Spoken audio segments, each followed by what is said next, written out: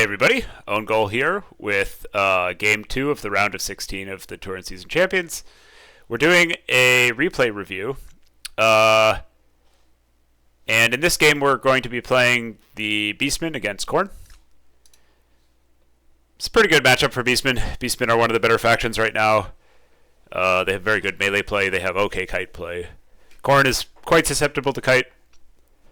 They don't have a lot of catch tools, and they don't have a lot of counterfire tools. So there's a lot of matchups where they kind of struggle.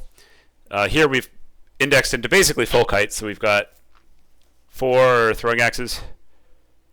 Just generally pretty good unit. They're like a hybrid cav slash skirm cav. They have pretty good melee capabilities. You know, you don't want to 1v1 melee stuff, but they can rear charge and such, and they have basically perfect vigor. So that means that they can play a very long game. And we've got these Gorbals, which probably the best SE duelist price for price in the game. That's also fast. And our idea is we were expecting specifically Skulltaker on the throne because this unit's very OP right now. It's like the best unit on the Khorne roster. So you kind of want to have an answer for it of some variety. Rounding it out, we've got a Traderkin, Caster on a Chariot, just generally good lord.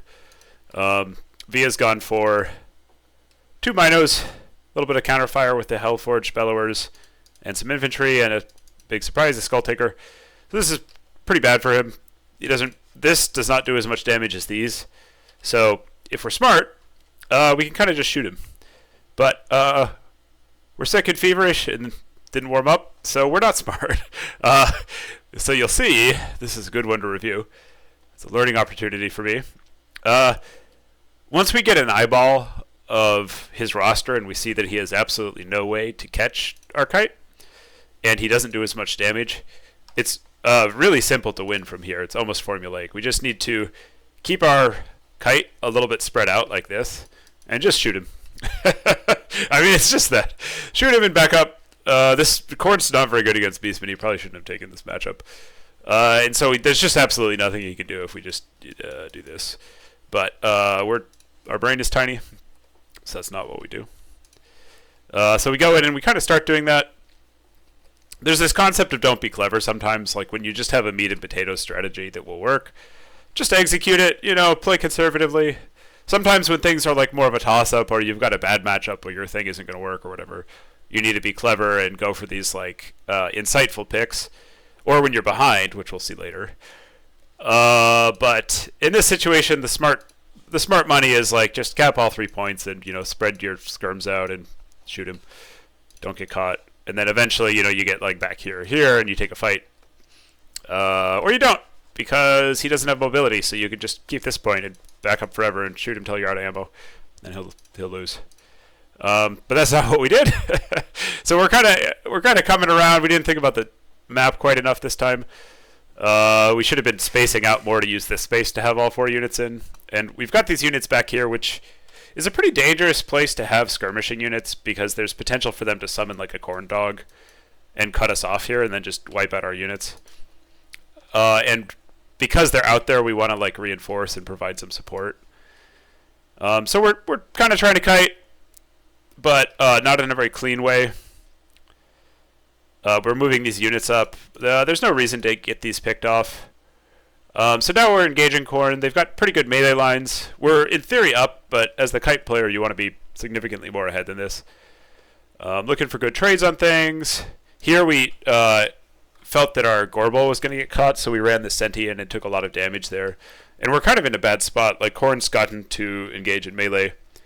They're almost even on gold. We're not that far ahead on points. A lot of our stuff is routing off, and his higher quality infantry is engaging our mobility, which is not something we really want. So we can feel the game kind of slipping away. And there's something to be aware of, which is like play to your outs.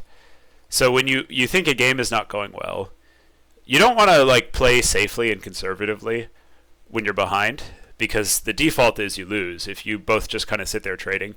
So you want to be asking, like, I'm behind, how can I get back in this?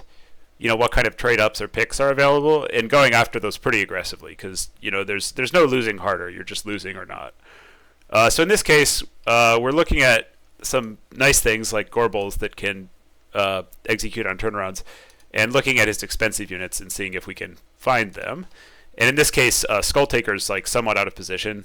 So you'll see this thought crosses our mind in a moment. We're chasing things, we're seeing how the trading is going, and we're assessing it's maybe not going so well. And then when that realization hits us, we basically pivot both of the Gorbals and our Lord straight into a Lord snipe. So there it is. We just realized we were losing the game, and pretty much immediately, we're behind on value. It looks like the melee line hasn't gone well for us. We're immediately executing on trying to play to our out by pivoting everything into the way we get back in this game, which is taking out his Lord. Here comes our Lord to try to get a TK off. Traderkin, great spell. It's like a AoE Spirit Leech.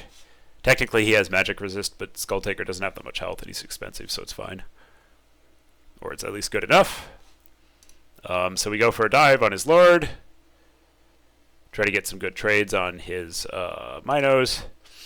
And now we're basically just going to be looking for Lord picks and taking out the Skull Cannon. And here, I think if he had backed off, the trading is going well enough for him that he can kind of just hold the points and dance in and out of some of these trades. And he might be in pretty good shape, but he's got these infantry units kind of deep, so he decides he wants to dive with Skull Taker, which is great. So now we get on it with our 2 anti-Skull Taker assassins. It's going to go down, and from there we're back in the game, and we can kind of ride it out that way. So I'll fast forward. Skull Taker is zoned out of the fight. We're clawing back in. He needs to come back. We kill him. We kill the other stuff. So that's a pretty good illustration of how not to do kite in the beginning, how to get significantly behind.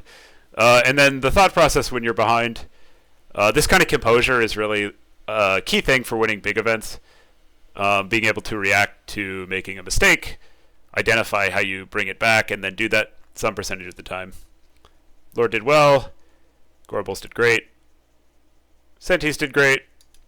All the kite stuff did pretty well, ultimately.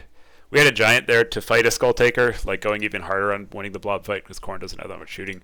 But because we got engaged on early, we weren't able to summon that much of our reserves. And similarly to last time, most of his stuff didn't really trade well. The giants did, nothing else did. Or the Minotaurs. So that's a 2-0 win. Since it's a best of 3, we've won the round of 16. Thanks for watching. Next, we will bring you the round of 8.